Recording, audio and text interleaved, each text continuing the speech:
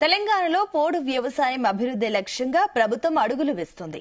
ఈ క్రమంలోనే ఇవాళ ఇందిరా సౌర గిరిజల వికాస పథకాన్ని సీఎం రేవంత్ రెడ్డి ప్రారంభించనున్నారు. పోడు భూములను వ్యవసాయ యోగ్యంగా తీర్చిదిద్ది మెరుగైన ఉత్పాదకత సాధించేలా ఇందిరా సౌర గిరిజల వికాసం పథకాన్ని ప్రభుత్వం రూపొందించింది. గిరిజన రైతులు ఆర్థికంగా అభివృద్ధి చెందేందుకు ఇదో మంచి అవకాశమని ప్రభుత్వం భావిస్తుంది. ఇందుకోసం రానున్న 5 ఏళ్లలో 12,600 కోట్లు ఖర్చు చేయనుంది.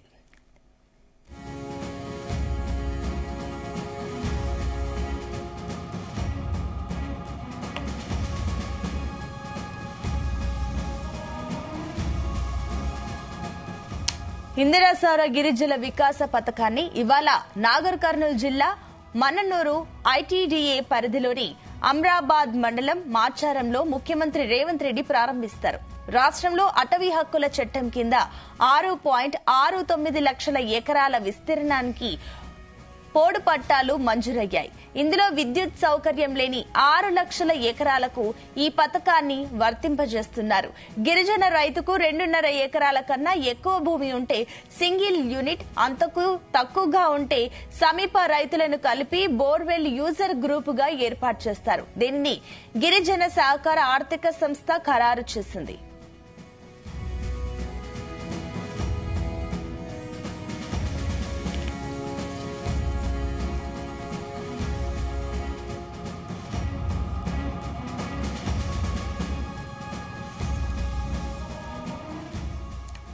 ఈ నెల 25 వరకు మండలాల వారీగా అర్హులైన ఎస్టీ రైతులను గుర్తించి జూన్ 10 వరకు క్షేత్రస్థాయిలో పరిశీలన, భూగర్భ జలాల సర్వే తదితర పనుల్ని గిరిజన సంక్షేమ శాఖ చేపడుతుంది.